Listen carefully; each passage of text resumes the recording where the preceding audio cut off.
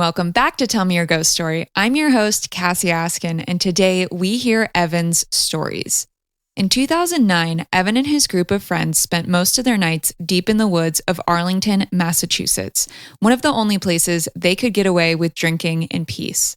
One night, the group heard a faint jingling sound drifting through the trees.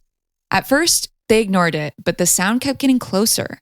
Then, through the darkness, a dark silhouette appeared, crouched unnaturally low. What happened next made them drop everything and flee through the woods. So without any further ado, let's hear Evan's stories.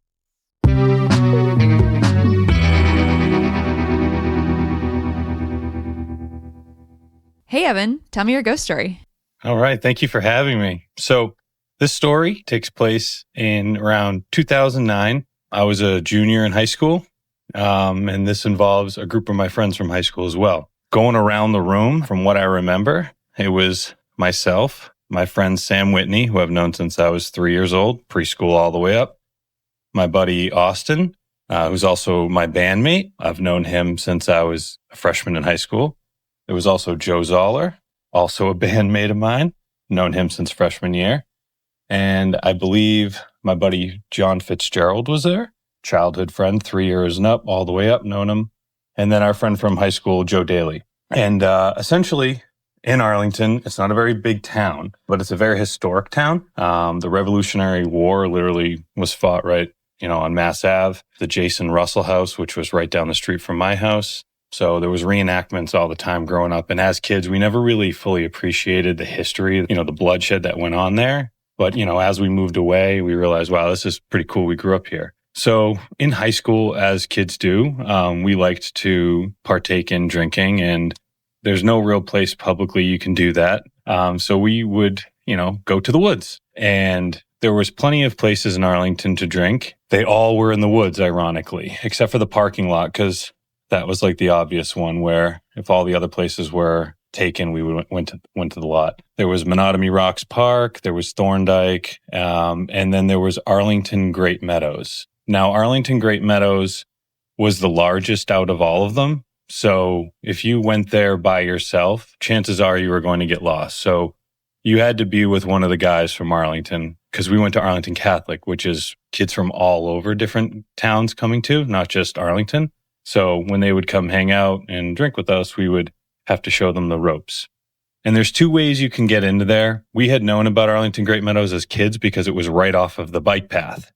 But as we got older, we realized that the Care one in Lexington, in between Arlington and Burlington, right behind that was a parking lot that they would have lights on 24/7. So we would go back there, skateboard, play Frisbee. It was a great place to be like off the main road, hidden. And there was always like the woods behind there. And we realized that Meadows from the bike path actually connected all the way through. So in Meadows, there's all these different trails. There's these cutouts. It's a really cool place.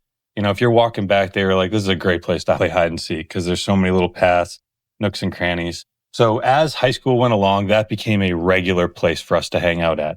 There was this one particular place where someone before us had made a fire pit and taken bigger stones and made seats all around.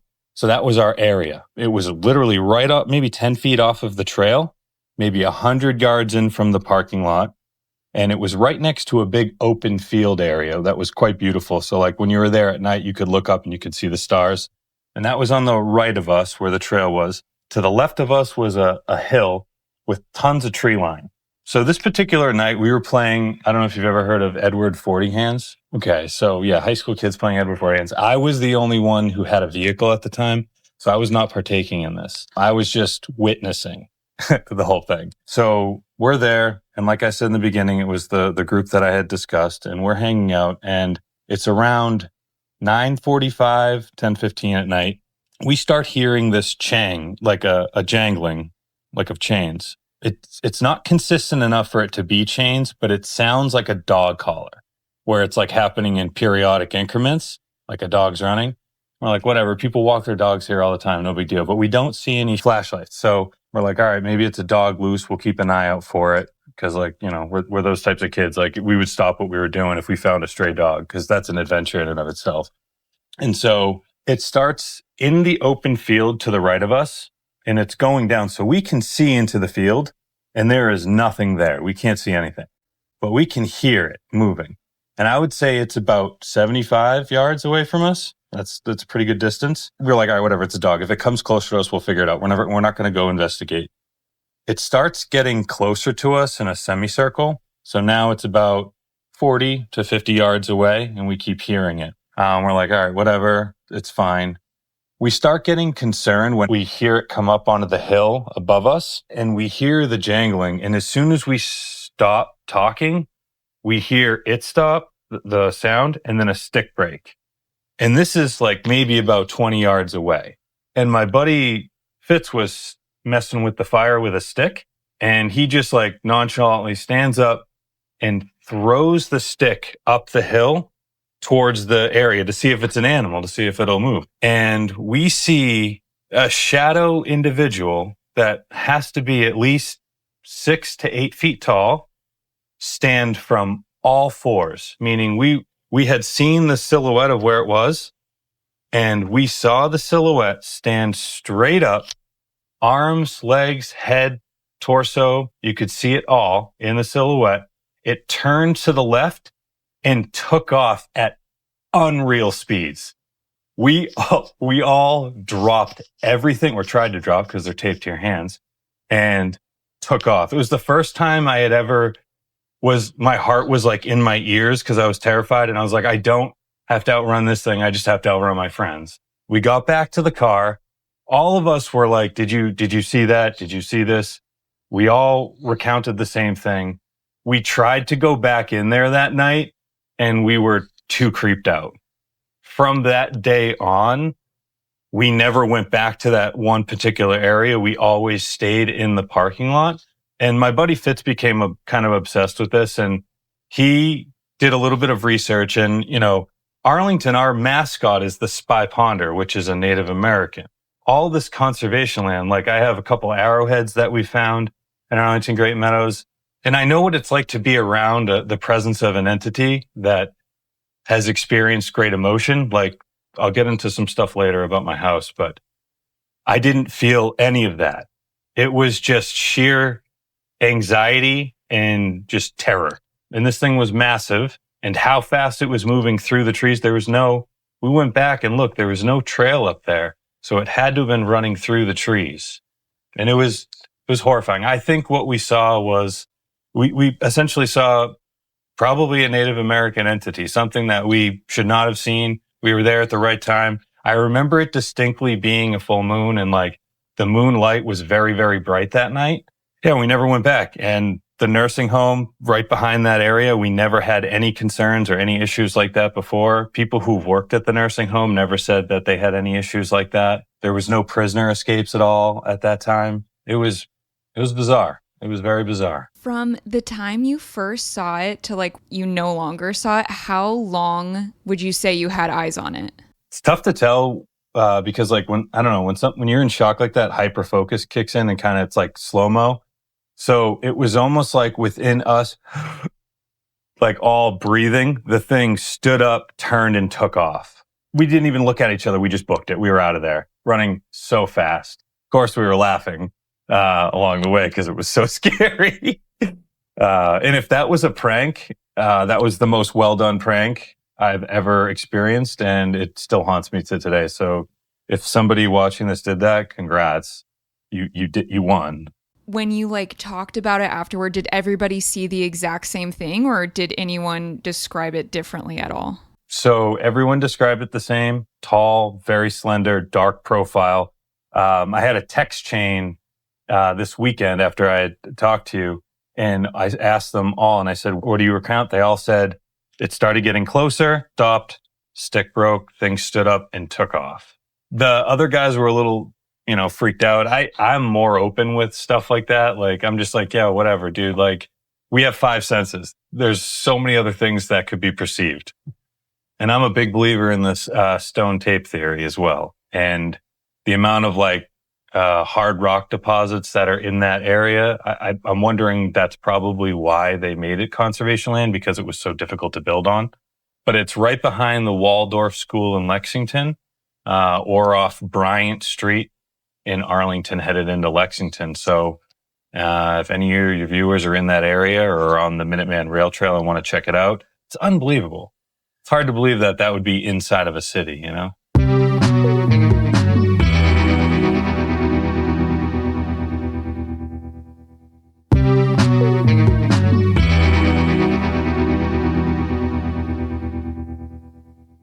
So I grew up in a house in Arlington, which was not too far from the Jason Russell house. And it was a big fight, big battle there. And our house was part of farmland. The wall behind our house that separated the house above was there before our house was even built. So it's extremely, extremely old. There's like old horse troughs and stuff like that built into it. Very old.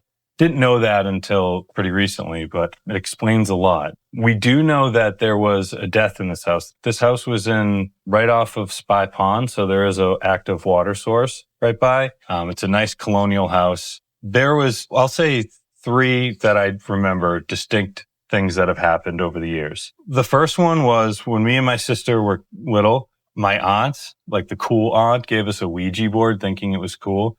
And I know those things are like, you know, you can be skeptical about it or whatever, but the whole concept behind it is an awareness, and you're opening yourself up to experiences. So nothing really was happening. Obviously, we probably weren't doing it right. We're like 12 years old. But I distinctly remember we never closed any of our sessions. We just, throw it right back in the box, or like, oh, this was a glow in the dark one. I'm going to leave it under the light for the next session. You know what I mean? Which, Hasbro, what are you doing? So the first encounter that we had, our computer room was in the basement, and my mom and I were doing something on the computer, and we had a Shetland sheepdog at the time. And this is probably a month or 2 after we had been messing around with that stuff. My mom and I are in the basement. We hear distinct walking in the living room above us. Like, it is so obvious that it's footsteps. We hear it go over to the staircase, and we hear feet go up the stairs. I look at my mom like it's probably Teddy, our dog. And my mom's like, yeah, no worries. And then we look back, and Teddy, our dog, is listening like, who is that? And no one is home at the time. So that was the first encounter. The second encounter was a little crazy. I was home alone, and this is our second dog, Poodle, who we have now. She was a puppy at the time. She's a little mini poodle. She's beautiful. We're in the basement in the same house. Living room is directly above us. I'm home alone. Everyone else is at work. My parents are at their vacation home. I hear walking directly above, and I'm like, oh my God, not this again. And I look over at Sid, and like Sid confirms, like, yeah, there's something up there. So the way this house is set up, when you enter the living room, there's the front door right here, and there's the foyer with the stairs going up to the second floor. So I'm walking down the hallway next to the stairs. The lights are off in the dining room. The lights are off in the living room. I never liked the living room. There was no lights where you could flick on. You had to like run over and flick one of those things on. So I never entered that room because it scared the living daylights out of me. So I'm standing in the foyer right in front of the front door, and it's pitch black in that room. My dog's at my feet. She starts growling, right, into the room. And I'm like, oh my God, she only does that when she like sees or senses something. And so all of a sudden she just darts into the room, and I'm like, no, sit. And I'm like, oh my God, I'll just wait. And what happens next is her ball, she's a 10-pound dog, and she can't throw her ball or anything like that. But her ball comes out of the room horizontally, like at me. It was like somebody had already had the ball and threw it underhand. It was like maybe about 2 feet off the ground, and she's not even like, 6 inches off the ground. She turns and runs to fetch the ball, realizes I'm not the one that threw it, yelps like she's like in pain, and runs downstairs, like forgets the ball, which she never does, and runs downstairs. I ran to the front door, grabbed the front door key, and I ran to the basement, locked the basement door, and I locked myself in the basement. And I called my mom, and I was like, are you guys anywhere near coming home? Like, there's someone in the house. And then I called my fiance at the time, and she's like, I'll be home from work. So she entered through the basement, and I said, let's stay down here for a while. And she confirmed that she could hear there was people walking, the sounds of people walking upstairs. So we stayed down there the whole night. Next morning, we went upstairs when it was daylight. And there was nothing wrong with the room, nothing at all. Very strange. The dogs, when I saw her yelp and she realized it wasn't me, I was very scared. I thought I was getting robbed. And then there's a couple other experiences, or like two minor ones. So by trade, I'm a physical therapist, and that's why I spent a lot of time in my mom's basement, because I was studying for my boards. But what I noticed during my period of time studying for the boards, the most activity happened in the house would be around like 11 a.m., not actually at night. It was very bizarre. So this one particular experience, my desk was set up in my basement, and I was studying down there, and I started to hear footsteps going down the stairs to where I am very distinctly, like somebody was running down the stairs. My dog is like looking over like, what? All of a sudden the light above me starts flickering like crazy, and I get blasted just with cold air, just instant goosebumps, cold air. And I'm like, all right, I'm just going to ignore that. I'm going to ignore that happened. It was bizarre, but I'll tell you about a experience my sister had with a mirror. So my sister, used to be a news anchor, and she moved up to Maine, and she's always one of those people that needs to give back a little bit, which is awesome. So she would volunteer at a children's hospital and just spend time with the children on the ward, And one of the things that she did was she picked up a jewelry box from a Goodwill store, and she's like, this is perfect. I'll put it full of, the fake costume jewelry and bring it, and we'll have them, put it on. And so my sister, because she does like PR stuff as well, so she was taking a photo for like, oh, this is like what the kids are doing at the hospital. And it was a picture of a little girl. The camera was here, so it was looking at the mirror, and the little girl was right here picking jewelry out. You could see on the side profile that the little girl was smiling very, very intensely. And then in the mirror, I shit you not, as clear as day, there was a woman looking back at her. The way I would describe her in the photo is she looked a lot like an 80s or early 90s Elizabeth Taylor.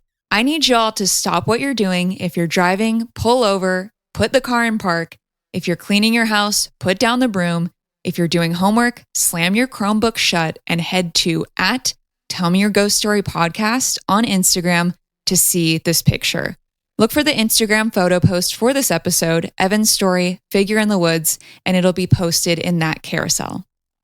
And what I've extrapolated and deducted from this was, in my own opinion, not an expert, right? Putting that out there. The girl who was smiling and having that experiences was kicking out the same EMF emotional pattern as that woman was when she owned that jewelry box years ago. And so what happens is when those EMF patterns connect, they reverberate back, and you actually get a reflection of what was there before. So it's, in other words, sifting through the EMF pattern that was essentially imprinted in the mirror, which stone, mirrors, all that stuff, and any solid object with electrons can essentially acquire this, which is wild. But my belief is that human EMFs are a lot more powerful. I think they connect not only with our brain, but our heart has an aura as well. Like when you feel like somebody's watching you, you have that sense. You're actually picking up those two auras interacting with your aura. And you can say that's crazy or whatever, but my theory is we don't have the instruments to test that stuff scientifically yet, but we're getting pretty damn near close. I'm going to put it as metaphysical, but the way I describe essentially what happens, just like we can't describe what happens after we die, and we can't describe what happens before we're born. When you're dead, you can't remember or describe what it was like being living, because it's a totally different experience, a continuation of the consciousness, if you will. But that, what do I know?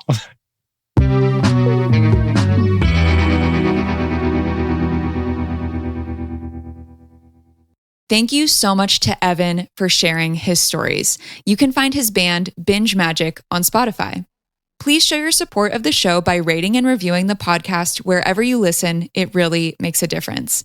Find photos from the show on Instagram @tellmeyourghoststorypodcast and find me on TikTok @tellmeyourghoststorypod. If you have a true paranormal story you'd like to share, please email it to tellmeyourghoststorypodcast @gmail.com. Until next time, my friends, good night to all And to all a good night. Bye.